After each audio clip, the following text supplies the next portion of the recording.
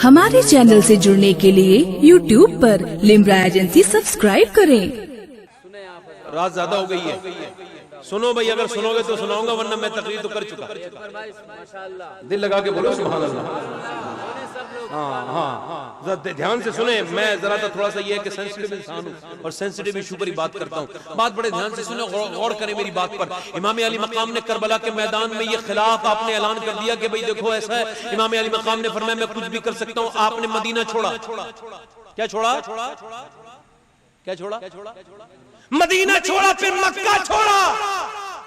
जब 8 जिलहिज्जा को सारे एहराम बांध के मिना की तरफ जा रहे थे तो हुसैन करबला की तरफ जा रहे थे। क्या हुसैन हज से मोहब्बत नहीं रखते थे? नहीं नहीं, इमाम हसन ने भी, इमाम हुसैन ने भी, दोनों ने 25-25 हज पैदल किए थे।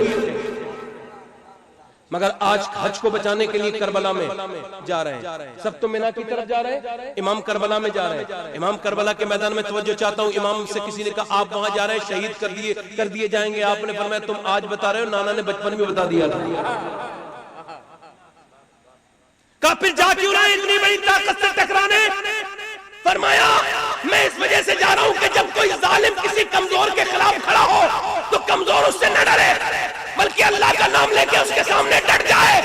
क्योंकि फतह और जो है वो जीत और जो है वो कामयाबी देने वाला अल्लाह है। मैं मिसाल बनना चाहता हूं। क्या बनना चाहता हूं? बोलो क्या बनना चाहता हूं? मिसाल बनना चाहता हूं। अच्छा, मिसाल बनना चाहता हूं। अब जरा देखिए, हिंदुस्तान आजाद नहीं होता अगर करबला नहीं होती। हम अंग्रेजों के गुलाम होते, अंग्रेजों की चक्की पीस रहे होते अब भी, अगर करबला ना होती। क्यों? क्योंकि जब गांधी से पूछा गया आप ये जो कपड़े लट्ठे उट्टे के पहन के जो जा रहे हैं, जो आप क्यों जा रहे हैं ये बताइए। आप चरखे के साथ आप कहते हैं लड़ेंगे नहीं, झगड़ेंगे नहीं, और आप ब्रिटिश एम्पायर को बर्बाद कर देंगे, अंग्रेजों को बर्बाद कर देंगे। कैसी ताकत, कौन सी ताकत से? मालूम है क्या कहा गांधी ने? मेरे पास और तो कोई मिसाल नहीं थी, मगर जब से मैं करबला से आया हूं और करबला मैंने देखी है तो मैं समझ गया कि जीत हार ताकत से नहीं होती, सच्चाई की वजह से होती है। क्योंकि करबला में 72 को मिटाने 22,000 आए थे। 22,000 का नामो निशान करबला के अंदर नहीं है, और 72 के खैमे अब भी करबला में लगे हुए हैं। हुसैन करबला के मैदान में पहुंच गए,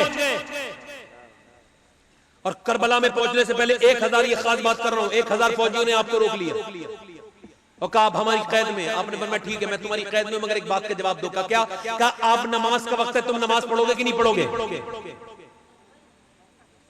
नहीं समझे? नमाज का वक्त है, नमाज पढ़ोगे कि नहीं पढ़ोगे? वो कहने लगे नमाज तो पढ़ते मगर हमारे पास वुजू के लिए पानी नहीं। आपने फरमाया इन लोगों को पानी दो। आपके 72 लोगों ने जब पानी दिया तो ये बताओ 1000 फौजी जब वुजू करेंगे तो कितना पानी खर्च होगा? कितना होगा? अगर हुसैन वहां पानी न देते तो करबला में प्यास न होती। तवज्जो, इमाम ने दे दिया पानी दुश्मनों को, पता है यही शहीद करेंगे, मगर उन्हें पता था ये मेरे नाना के उम्मती हैं। हुसैन को पता था कि इसी पानी के लिए मेरी करबला के मैदान में मेरा बेटा अली असगर 6 महीने का शहीद हो जाएगा, इसी पानी के लिए मेरे अली अकबर शहीद हो जाएगा, मेरे भाई के बाजू कट जाएंगे, मेरी बहन ज़ैनब प्यासी रहेगी, मेरी बीवियां प्यासी रहेगी, मेरी बेटी सकीना प्यासी रहेगी। मगर इमाम ये पैगाम दे रहे हैं करबला के मैदान से, क्या कि अगर इमाम ये चाहते थे कि चाहे मेरा घर प्यासा शहीद हो मगर मेरे नाना के उम्मतियों की नमाज़े क़ज़ा न हो।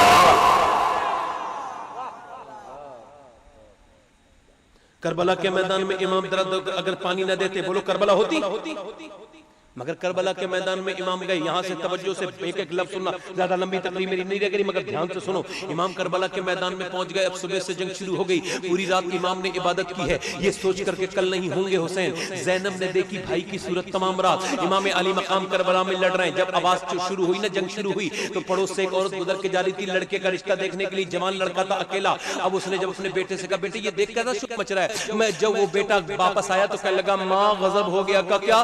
करबला में دیکھا میں نے آل رسول کے لاشیں کربلا کے میدان میں ہیں اور ان کے اوپر گھوڑے دوڑ رہے ہیں. امام حسین اپنے گھر والوں کی لاشوں کو اٹھا اٹھا کے لا رہے ہیں. اللہ اکبر. قیامت بپا ہو گئی کربلا میں. اتنا سنا تھا تو ماں کوئی اور ہوتی تو کہتی جلدی جلدی نکل کہیں ہم نہ پھنس جائیں. کہتی کہ ہمیں لمبا سفر کرنا ہے. مگر ماں تھی اس زمانے کی. کہنے لگی بیٹے سن, میں نے تجھ سے آج تک اپنے دودھ کا بدلہ نہیں مانگا. میرے بیٹے میرے لال تیرا باپ مر گیا تھا تو میں نے مزدوری محنتیں کر کر کے تجھے پالا ہے. مگر میرے لال میں تیری شادی کے لیے ضرور جا رہی تھی, مگر میرے بچے میں نے جو تجھے درود پڑھنا سکھایا نا, یہ وہی حسین ہے جس کے اوپر میں نے درود پڑھنا سکھایا ہے. اسی کے نانا نبی ہیں. اگر بیٹے آج ہم یہاں سے چلے گئے تو کل حضور کو کیا منہ دکھائیں گے. ایسا کر میرے بیٹے تو حسین کے اوپر جان قربان کر دے. بیٹے نے سر جھکا دیا. آج کل نہ تو ایسی مائیں ہیں وہ جو مسجدوں تک نہیں بھیج رہی, وہ اپنے بچوں کو مسجدوں تک نہیں بھیج رہی, وہ میاں میدانوں میں کیا بھیجیں گی. اللہ اکبر. ذرا غور کریں. امام حسین کے پاس گئے. امام حسین نے فرمایا تیرا اکیلا بیٹا ہے اور یہ میری شہادت چاہتے ہیں, میں نہیں چاہتا کہ تو تیرا بیٹا شہید ہو. اس نے بہت کہا. امام علی مقام نے منع کر دیا. یہ سیدہ زینب کے پاس چلی گئی بوڑھی اور کہنے لگی اے زینب میں فاطمہ الزہرا کی کنیز ہوں. اگر قیامت کے دن آپ کی امی نے مجھ سے پوچھ لیا میرا بیٹا تو پریشانی میں تو اپنے بیٹے کی شادیاں رچا رہی تھی تو میں کیا جواب دوں گی. اے حسین کی بہن, حسین سے کہہ دو میرے بیٹے کو اپنی بارگاہ میں قبول کر لے. جب اس عورت کو روتے دیکھا تو سیدہ زینب نے سفارش کی. اب وہ جوان بیٹا امام کے ہاتھ چوم کر کے نکلا ہے. ادھر نکلا ہے, ادھر بوڑھی ماں نے اپنے دوپٹے کو ایسے پھیلایا اور پھیلانے کے بعد کہا, کیا کہا پھیلانے کے بعد, توجہ چاہتا ہوں, پھیلانے کے بعد کہا میرے رب میرے پاس یہی ایک دولت ہے, یہ تو بہتر جانتا ہے. بوڑھی کی پوری زندگی کی دولت یہی میرا ایک جوان بیٹا ہے. میرے مالک اسے اپنی بارگاہ میں قبول کر لے اور ایسا کر دے کہ قیامت کے دن جب سیدہ فاطمہ سے ملوں تو وہ مجھ سے راضی ہو جائیں. اللہ اکبر. ایسے کر کے ہاتھ اٹھا کے کہتی میرے مالک میرے بیٹے کی قربانی. اللہ وہ کیسی عورتیں تھیں جو گزر گئی, جو اپنے بچوں کو میدانوں میں بھیجتی تھی. ایک ہماری مائیں ہیں جو مسجدوں میں نہیں بھیجتی. ماں نے ایسے کر کے جب ہاتھ پھیلائے, اللہ کی قدرت اتفاق, اس کا سر کٹ کے کہاں گرا ہے, اس کی جولی میں گرا ہے. جب جولی میں گرا تو ماں روئی نہیں, لال کے اپنے سر کو سینے سے لگا کے روئی نہیں, بلکہ اٹھا کے میدان میں پھینک دیا. اور پھینکنے کے بعد کہا جو چیز ہم اللہ کی راہ میں دے دیتے ہیں وہ واپس نہیں لیتے. اللہ اکبر. امام کربلا کے میدان میں ساری لاشیں اٹھا چکے ہیں, سارے لوگوں کو اٹھا چکے. میرے امام کا غم کتنا ہے. علماء نے لکھا ہے کہ جب امام کربلا میں گئے تھے پوری داڑھی کالی تھی, مگر جب آپ نے اپنے بچوں کی لاشیں اٹھائی, اپنے بھائیوں کی لاشیں اٹھائی تو آپ کی داڑھی بالکل سفید ہو گئی. امام کربلا میں اکیلے تھے. اللہ جانتا تھا حسین اکیلے ہوں گے اسے, مگر اسے نانا کی یاد نہیں آئے گی. اسے نانا کی بھی یاد آئے گی. خاص طور سے توجہ چاہتا ہوں اس نقطے پر. نانا کی یاد آئے گی, اسے امی کی بھی یاد آئے گی اور اپنے باپ علی کی بھی یاد آئے گی. تو اللہ کی قدرت دیکھو, جب امام حسین کا بچہ پیدا ہوا تو پورے دن آپ نے امام علی اکبر کی پیدائش پر تحفے بانٹے. شام کے وقت میں سیدہ زینب آ کے بولی مجھے بھی تو تحفہ دو. کہ میں سوچتا تھا تم جلدی آؤ گی, تم اتنی دیر سے کیوں آئی. کہ بھائی اس وجہ سے مجھے تحفے میں یہ بچہ ہی چاہیے, یہ بچہ ہی چاہیے. اور گودی میں اٹھا کے بولے میرے بھائی زینب پالنا چاہتی ہے اس بچے کو.